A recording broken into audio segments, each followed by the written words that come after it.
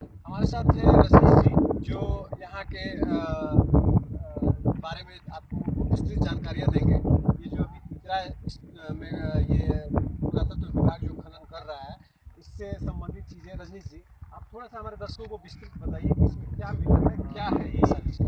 जो यहाँ पे खुदाई हो रही है पुरातत्व विभाग द्वारा, उसमें step by step, layer by layer कुछ कुछ चीज़ें मिल रही हैं। जो इन लोग का एक चेम्बर बनाया गया है और प्रत्येक चेम्बर में अलग अलग चीज़ें रखी गई हैं। जी। और इसमें एक मुख्य बात यह है कि ब्लैक पॉलिश जो मृदभांड है वो यहाँ पे काफ़ी प्रचुर मात्रा में मिल रही है। और जो वाइट धूसर मृदभांड होता है जो सफ़ेद कलर का होता है वो भी यहाँ पे प्रचुर मात्रा में मिल रहा है। जी। और ये एकदम साक्ष्य है कि हम लोग करीब करीब बुद्ध के काल के पास या उस समय के पीरियड में हम लोग पहुँच चुके हैं। और काफ़ी प्रचुर मात्रा में आप देख सकते हैं। इसके अलावा ये जो टीला टाइप का दिख रहा है यहाँ, ये यहाँ खुदाई हो रही है, पुरातत्व विभाग जो खुदाई कर रहा है। अपने कैमरा पर्सन से हम कहेंगे थोड़ा सा इसकी भी तस्वीर हमारे दर्शकों को दिखाएं।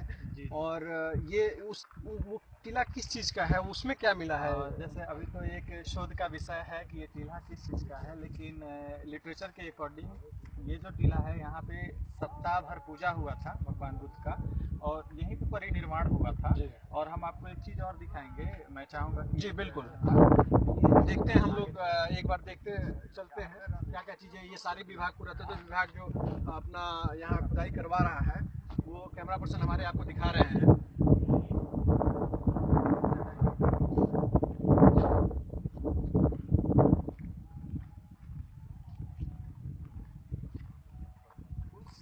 उस टाइम जब हमने और कृष्णा जी ने जब फर्स्ट बार इस चीज़ को इंडिकेट किया था, तो हम लोग अपने स्तर से इस जगह को छानबीन किए तो कुछ बहुत सारे चीज़ मिले उस समय का, जो यहाँ पे हम लोगों ने संरक्षित किया और गांव वालों द्वारा इसको पूजा गया।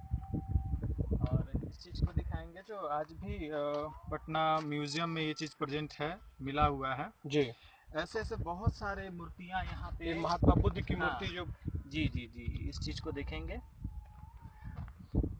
अब ये जांच का विषय है कि ये क्या है। ये जैसे बच्चों के खिलौने हैं। ये सब चीज़ें मिली हैं यहाँ। जी जी जी। और यहाँ पे हम चाहेंगे कैमरामैन उधर दिखाएं, वहाँ पे बहुत सारे टीले हैं, दिख रहे हैं टीले। ये टीले भी कुछ ना कुछ सूचक है। तो अभी पुरातत्व विभाग इसकी अभी खुदाई कर रहा है, तो उससे सिर्फ सतह का ज्ञान करना है कि यहाँ पे किस लेवल और किस काल तक का अवशेष यहाँ पे है। उसके बाद फिर से इसका वो जांच होगा, उसके बाद फिर से इसकी खुदाई होगी। तो ये हम आपको आज दिखाएं तितरा स्तूप की जो भी साक्ष्य यहाँ मौजूद है, और जो पुरातत्व विभाग द्वारा खुदाई करके निकाला गया है, इस चीज़ की जानकारी आपको हमने दिया, आप तक पहुँचाया।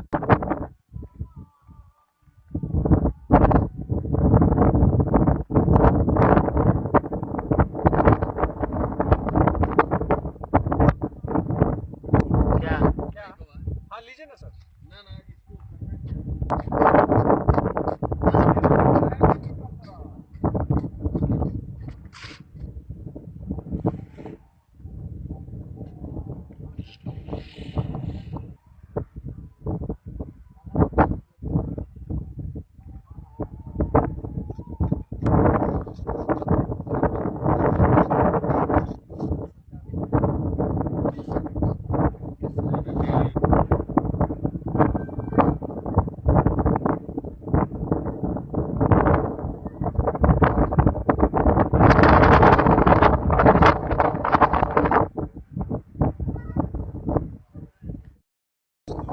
एक नया चीज़ और भी देखने को मिला है, जिसकी जानकारी हम सर से लेंगे। थोड़ा सा आप इसके बारे में विस्तृत जानकारी दीजिए सर।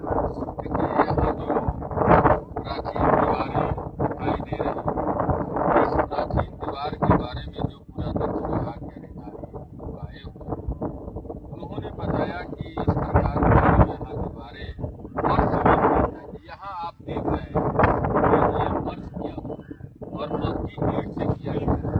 इस तरह से वो लोग बता रहे हैं कि ऐसी पूरे भारत में केवल आप नालंदा महाविहार में ये परिसर जो प्रांगण है, उस प्रांगण में इस तरह के फर्श ही होते हैं।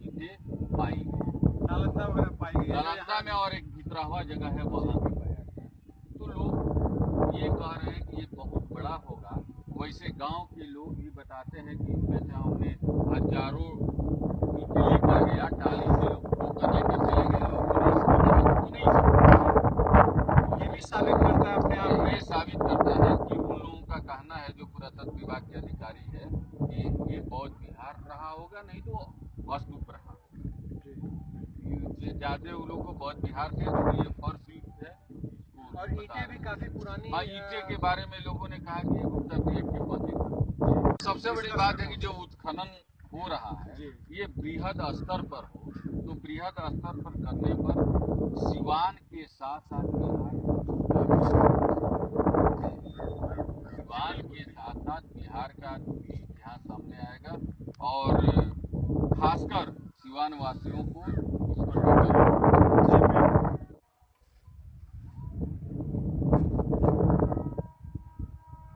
नमस्कार, टाउन आज तक में आप सबका स्वागत है। आज हम बात करेंगे, हमारे साथ है कृष्ण कुमार सिंह जी, जो इतिहास के जानकार हैं, और हम यहाँ सिवान जिला के तितरा गांव में मौजूद हैं, जहाँ पे महात्मा बुद्ध के अस्तित्व को ढूंढने की कोशिश की जा रही है। जहाँ कुछ उन अवशेष, इतिहास से जुड़े हुए अवशेष मिले हैं, उसको लेके हम कुछ बात करेंगे, कुछ जानकारी लेने की कोशिश करेंगे और आप तक रखेंगे कि यहाँ आखिरकार जो ये पुरातत्व विभाग खोज कर रही है, तो उसमें इनको अभी तक क्या हासिल हुआ है। स्वागत है आपका सर, हमारे दर्शकों के साथ जुड़ने के लिए। और हम आपसे सर जानना चाहेंगे कि जो पुरातत्व विभाग महात्मा बुद्ध के अस्तित्व को ढूंढने के लिए सिवान में ही क्यों रुचि ले रहा है। तो मैं बताऊं कि सदियों से सिवान पुरातत्व विभाग के नज़र में था, लेकिन ओझल था। जी। इसमें सबसे पहले अगर इस पर किसी का नज़र पड़ा तो वह अंग्रेज पुरातत्ववेदा डब्लू होए का पड़ा। डब्लू होए 1899 ईस्वी में यहीं सिवान में एक पपौर गांव है, वहां आया था और वहां पर बहुत शोध किया। वहां पर वह इंडो बैक्टीरियम सिक्का भी पाया, जो बहुत प्राचीन है, और इसके आधार पर वह पपौर को पावा से जोड़ने का प्रयास किया और भगवान बुद्ध से संबंधित बहुत से चीजें वहां उसको मिली। उसके बाद वह आगे बढ़ा, तो आगे बढ़ने के बाद वह हिड़वती नदी, जो आज सोना कही जाती है, इसको पार करके तितिरा गांव में आया। जब तितिरा आया तो उसको एक बहुत बड़ा टीला दिखाई दिया, जिसको वह ह्वेनसांग के यात्रा वृत्तांत के आधार पर तीतर स्तूप बतलाया। और चूंकि पूरे भारत में वास्तविक कुशीनारा को लेकर बहस छिड़ी, जो कस्या को कुशीनारा बनाया गया है, एक सिवान को भी कुशीनारा कहा जाता है, और एक मुजफ्फरपुर में कुशी गांव है, उसको भी कहा जाता है। अब जो बौद्धकालीन साक्ष्य हैं, वो साक्ष्य सिवान में है, लेकिन अब बात सामने तब आएगी जब पुरातत्व विभाग पपौर में भी उत्खनन की, यहाँ भी 22 जनवरी से उत्खनन कर रही है। और इस उत्खनन में अगर उस काल का मिलता है, वैसे तो इस सतह पर ही बौद्धकालीन बहुत कुछ मिल रहे हैं, लेकिन जब तक पुरातत्व विभाग इसको सर्टिफाइड नहीं करेगा, तब तक इस पर नहीं कुछ कहा जा सकता है। वैसे इतिहासकारों के नज़र में तो ये बौद्धकालीन जगह है और उससे भी पूर्व का जगह है। अच्छा सर, ह्वेनसांग के अलावा कुशीनारा का जिक्र किसी और इतिहासकार ने किया है क्या? सबसे बड़ी बात है कि सबसे पहले यहाँ फहियान आया, वो गुप्ता पीरियड में आया था, 5वीं सदी में फहियान आया था, और फहियान के 200 वर्ष बाद ह्वेनसांग आया। ह्वेनसांग के बाद यहाँ इतिसंग आया था, और इतिसंग के बाद यहाँ ताइसंग आया था, और ये चारों चीनी तीर्थयात्री थे, और ये बुद्ध स्थल को खोजने आए थे। अब सबसे बड़ी प्रश्न ये उठती है कि वे प्राचीन कुशीनारा में पहुंचा था।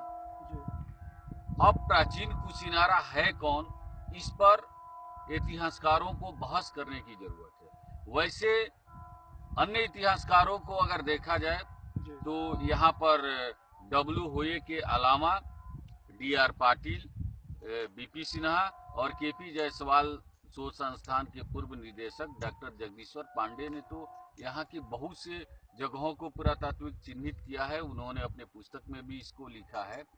अब सवाल रही ह्वेनसंग की, फाहियान की, कि उन लोगों ने वास्तविक कुशिनारा में क्या देखा। तो ह्वेनसंग, फाहियान और इतिसंग, इन लोगों ने वास्तविक कुशिनारा में जो देखा वो यहाँ मिल रही है। वो सारी चीजें हिड़वती नदी के पश्चिमी किनारे हैं। अब आपको मैं बताऊं कि त्रिपिटक के अनुसार, त्रिपिटक एक बौद्ध ग्रंथ है, जी और बौद्ध साहित्य के अनुसार भगवान बुद्ध जब पावा में आए, वैशाली से बढ़ते हुए भोगनगर गए, भोगनगर के बाद वो जो पावा में आए, तो पावा में चुंद सोनार के यहाँ वो भोजन किए। जी भोजन करने के बाद वो आगे बढ़ते हैं तो उनको दो नदी मिलती है। सिवान सबसे बड़ा साक्ष्य इसी आधार पर हो रहा है कि दो नदी मिलती है, एक का नाम ककूथा है और दूसरी नदी का नाम हिड़वती है। आप सारण गजेटियर उठाकर देखें तो सारण गजेटियर में स्पष्ट वर्णन है कि आज की जो दाहा नदी है, प्राचीन काल में उसे ककूथा कहा जाता है। अच्छा जी और आज जो हिड़वती नदी है, प्राचीन जो आज सोना नदी है, प्राचीन काल में इसको हिड़वती नदी कहा जाता था। अंग्रेजों ने इसको गोल्डन रिवर लिखा है। और वैसे भी आप जब हिंदी का शब्दकोश देखेंगे तो हिरण का अर्थ सोना होता है। जी तो बाद में चलकर लोग सोना नदी कहने लगे। तो दो बात ये समझ में आ गई कि बौद्ध साहित्य और त्रिपिटक में या फाहियान, ह्वेनसंग, इतिसंग ने जो दो नदी का उल्लेख किया है वो दोनों नदी सिवान में। जी अच्छा तो ये एक प्रमाण बनता है। उसके बाद महापरिनिर्वाण सूत्र में लिखा है कि भगवान बुद्ध का महापरिनिर्वाण हिड़वती नदी के पश्चिमी तट पर मलो के सालवन में हुआ था। अब ये बहुत समझने वाली बात है कि हिड़वती नदी यहाँ पर है और ये तीतर स्तूप जहाँ हम लोग बैठे हुए हैं, जी ये हिड़वती नदी के पश्चिमी तट पर है। और तितिरा टोले बंगरा में है। जी बंगरा भगवान का अपभ्रंश है और सलवान माने भी भगवान होता है। जी अब प्रश्न उठता है कि भगवान से संबंधित और यहाँ क्या चीज है। तो आप इस क्षेत्र में कुछ माने मुझे लगता है कि 5-6 से ज्यादा गांव हैं जो भगवान के सूचक है। जैसे मैं आपको बता दूं कि पहला बंगरा हो गया, जी आगे बढ़ेंगे महुआ बारी होगा, जी उसके बाद बढ़ेंगे तो आमवासा है, आमवासा के बाद बढ़ेंगे तो एक मकवानपुर जो मालक नगर कहा जाता है, मालक माने भी वन होता है। फिर उससे आप आगे बढ़ेंगे तो आप गुलरबागा पाएंगे। फिर आप पश्चिमी छोर में जब पहुंचते हैं तो अकोली एक गांव है जो अकोल के पेड़ से अकोली बना है। आगे बढ़ेंगे तो सीसाहानी है, शीशम के पेड़ से सीसाहानी बना। फिर आप आगे बढ़ेंगे तो भिलावा एक गांव है, भिलावा एक औषधीय पौधा है, उसके नाम पर वह गांव पड़ा। उससे आगे उस दूसरे गांव में जाएंगे तो सेल्हरापुर गांव है जो साल वृक्ष से सेल्लापुर हुआ है। फिर बगल में जो गांव है वो पिपरहिया है, पीपल के पेड़ से पिपरहिया है। तो भगवान से संबंधित यहाँ लगभग आधे दर्जन से ज्यादा गांव। तो ये सालवन